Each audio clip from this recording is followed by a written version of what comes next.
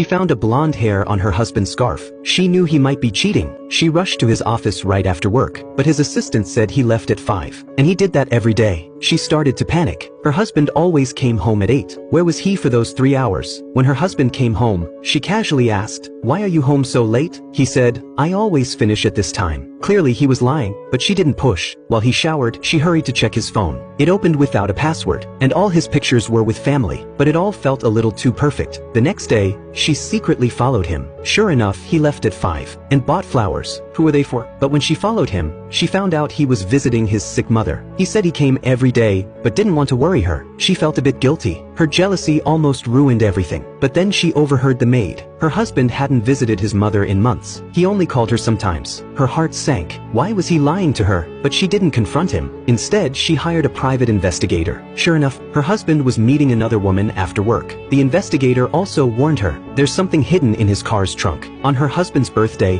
she opened his trunk while the party was going on. She found a phone she'd never seen before. It was full of pictures of him with another girl. Some of her own friends were in those pictures. They knew about the affair and helped him hide it. Her world collapsed, but she quickly hid her emotions, pretending everything was fine. She grabbed a pair of scissors, ready to take revenge. But just then, her son appeared. She snapped back to reality. If she did this, what would happen to him? She let go of the scissors. Just then, she saw the girl from the photos at the party. Her husband boldly invited her over, but she didn't expose them. Instead, she played along, pretending everything was fine. Even chatted with the girl. The next day, the girl showed up at her hospital. She asked to be examined by her. After the check, she found out the girl was pregnant. The child had to be her husband's, but she kept calm and told the girl the results. The girl wasn't shocked. Then she said something that stung. The father of the baby is a married man, but he promised he'd divorce soon. And then she walked away. That's when she broke down and cried. That night, she planned to confront her husband, but seeing him with their son, she couldn't bring herself to do it. Her husband seemed to sense something.